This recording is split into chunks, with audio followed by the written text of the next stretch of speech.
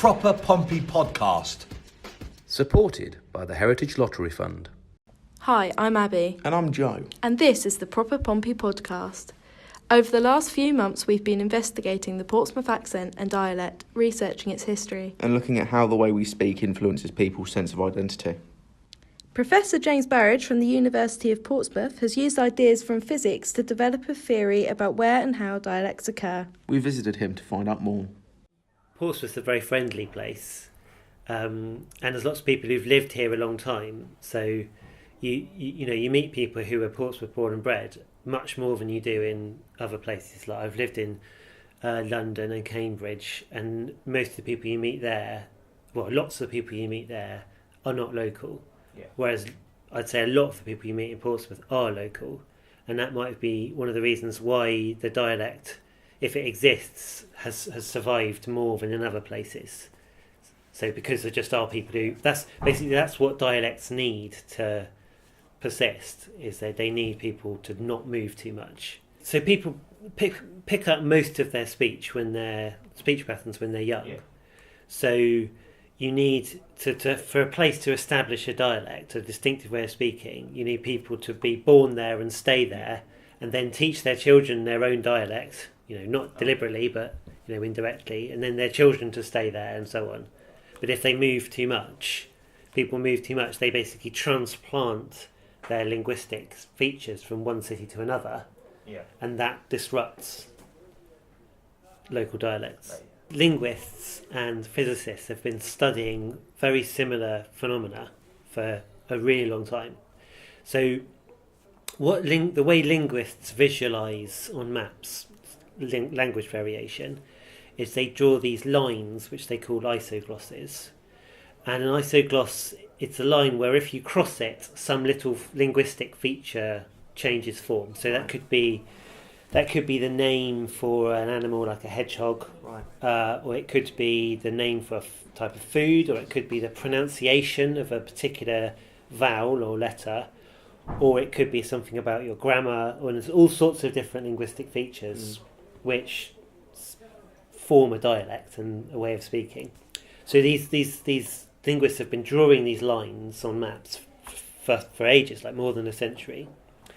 And my theory was that these lines are very similar to something which appears in physics called a magnetic domain wall. So basically what happens is, if you have a magnet, then it's made up of lots of little tiny atoms, and each atom is itself a little magnet. And what makes the thing as a whole magnetic is that all the atoms are lined up. And basically what makes them line up is the fact that for various physics reasons, they want to line up to their neighbours. Anyway, what you find sometimes is that one patch of the magnet is lined up in one direction and another patch is lined up in the other direction, and between those two patches is a boundary, like a line. And basically the idea is that the lining up of atoms is mathematically very similar to the lining up of speech. Right. And isoglosses are basically the same thing as these magnetic domain walls.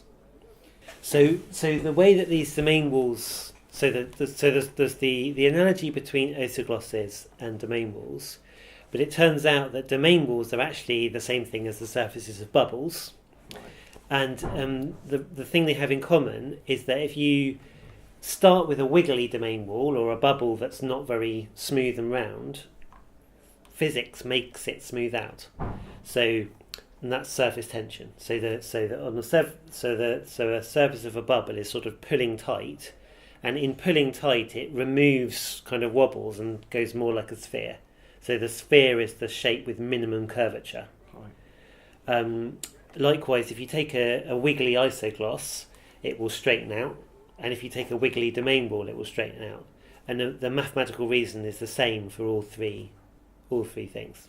When English was being formed as a language, then the way that people used it and the different languages that kind of grew together to create it were in a very mixed state all over the country.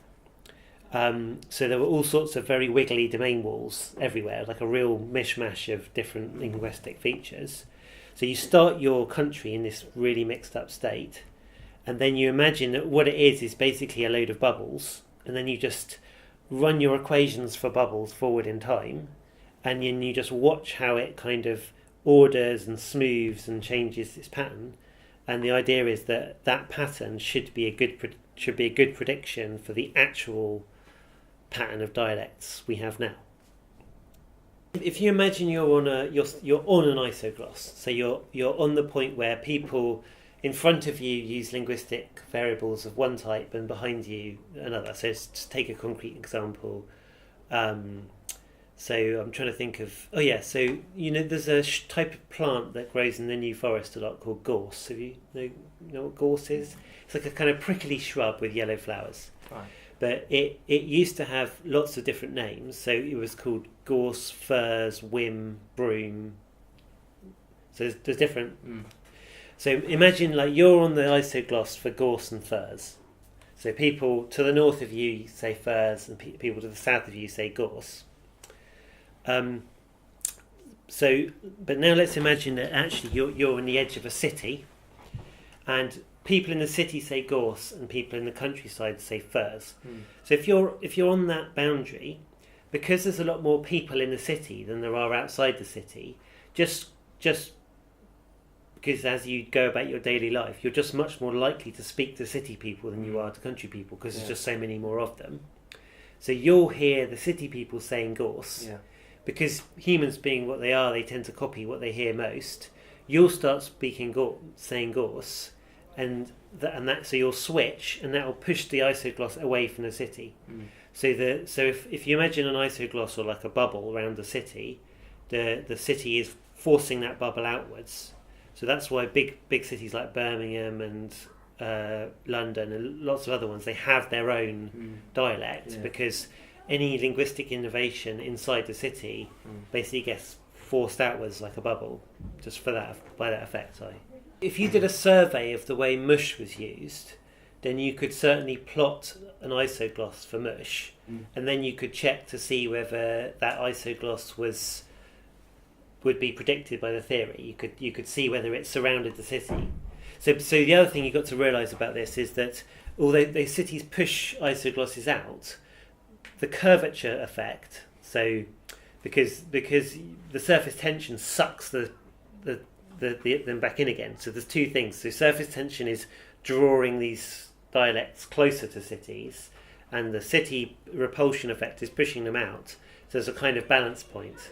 So that's basically why not everybody speaks with a Brummie accent. Eventually you can't go any further.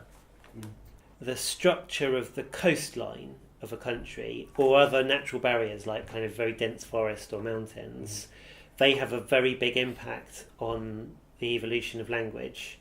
So like you say, an island which is kind of not exactly disconnected but has a weaker connection to the mainland than say like a kind of some other coastal region would be much more likely to develop its own features because it's just not as strongly linked. Yeah, so it's exactly so, and there's loads of other cases like that. So there's loads of isoglosses which connect the Wash in Norfolk, which is like a big indentation in the coastline, to the Bristol Channel, which is another big indentation, and that's all because indentations tend to collect isoglosses, and it's due to the same theory of the way bubbles work, that if you have a bubble will basically try and find a kind of indentation in the surface. My work is ultra simple, so I'm what's called a statistical physicist, and what we do is basically chuck away as much as we can before we start writing down any equations. So we try and ignore as much as we can and try and come up with a mathematical theory which is what's called minimal. It's got very little in it, and then we see what that does, see how good it is at predicting the world, and we go from there. Basically, we start simple, and often there's various reasons, quite deep reasons, why very simple theories often work surprisingly well. But that's you have to study physics at university if you want to know why. Wow. But anyway, I was going to say there are lots of other social factors that are not in this model, and they're really interesting. So, having a dockyard may produce a lot of sort of social identity, and your identity is known to have a huge effect on the way you use language. So, and that's just not in the model. The assumptions of the model are really, really tiny. So basically, you simply assume that people copy the majority of if they're listening to if they've got some choices, linguistic choices, so say gorse and furs, they wander around, they talk to people, and they see, okay, more people are using gorse, I'll use gorse. So they copy the majority. And they have, so that's assumption one. Assumption two is they have a sort of range of where they wander during their daily life. Yeah. So that's it's called an interaction range. It's just a number. So it's like about 5 kilometres, 10 kilometres. And that's it. Those are the only two assumptions. So you wander around, you have a home location, you wander about 10 kilometres around that, and you just copy the majority of what you hear. You copy the most popular local linguistic forms. I think identity plays a big role in language. So I think that people do. I mean, there's some classic examples. So there's a place in the States called Martha's Vineyard, which there was a kind of archaic dialect there, and it became a popular tourist destination for sort of city people, New York, and the local population, when faced with this invasion of city types coming on holiday, they reverted to this archaic dialect to establish their own identity. Right. So this is actually quite a common thing. People use language to assert their own identity. One of the other things I've experimented with in the model is basically adding one more assumption, and that's that basically people randomly up sticks and move to some other part of the country with a certain probability every year. So maybe let's say there's a 5% chance that next year you'll move to like Birmingham. Then you can basically rerun the model, but adding in this mixing rate. And what you find is that if the mixing rate is sufficiently low, it makes no difference. You keep all your dialects, but there's a critical rate, a rate beyond which everything just disappears and just turns into a kind of indistinct mixture. And that sort of breakdown of order is actually seen in physics as well. If you get a magnet too hot, it basically stops being magnetic, and getting a magnet hot is the same thing as mixing people up, basically. The linguists have this thing called apparent time. So it's very difficult to do the same linguistic survey year after year. So what they do is they say, okay, well, 60-year-olds are an example of what speech was like here 40 years ago, and 20-year-olds are the current speech form, and so that's exploiting that exact phenomenon. If you move your location when you're a little bit older, you're past that sort of plastic phase in your language development, and you're much slower at changing. So if you can transplant your way of speaking to a new community, but then of course the children of that community will hear you speaking, and so the model they're using to develop their own language will be slightly altered. So for example, I've got a lot of family in Loo, which is a small village in Cornwall, and there was a really strong Loo Cornish accent that sort of my uncles and aunts of mine have, but they say that now their children don't really have it, and they actually got a twang of like Midlands accent, because a lot of people are retiring from the Midlands down to Cornwall because it's nice and sunny. So that it's really happening, this breakup of dialects. There's evidence that actually language variation and language change is still going on, and there's still strong regional variations. It's just that the nature of that geographical variation maybe is getting more complicated. So whereas previously isoglosses were good ways of describing the way that languages varied through space, through geography, now maybe they're not so good anymore. But it doesn't mean to say that there isn't lots of interesting variation in speech. It's true, though, that languages themselves are dying out. But there's a difference between a dialect and a language. Well, if you talk to a linguist, they'll give you a very long answer to that question. But the fact is that there is no correct form of speaking, and if you look at the evolution of language, it radically changes on quite short timescales. So it's ridiculous to say that there's a right way and a wrong way. But on the other hand, there is something to be said for being able to express yourself in a way that everyone can understand. So a sort of a standard. Just like most academic papers are written in English, if you submit an academic paper written in some, obscure kind of African language, no one will read it.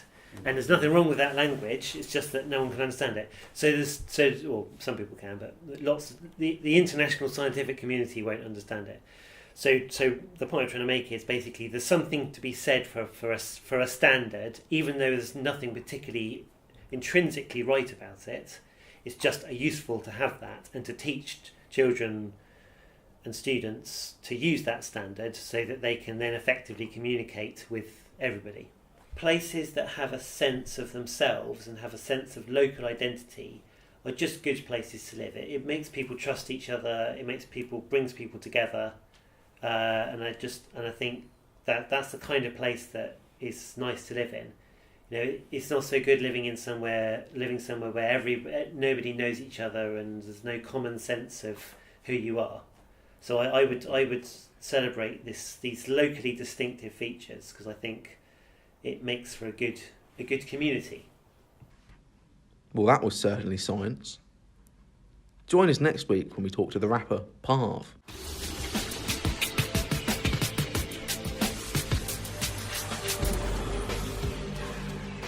Proper Pompey Podcast. Supported by the Heritage Lottery Fund.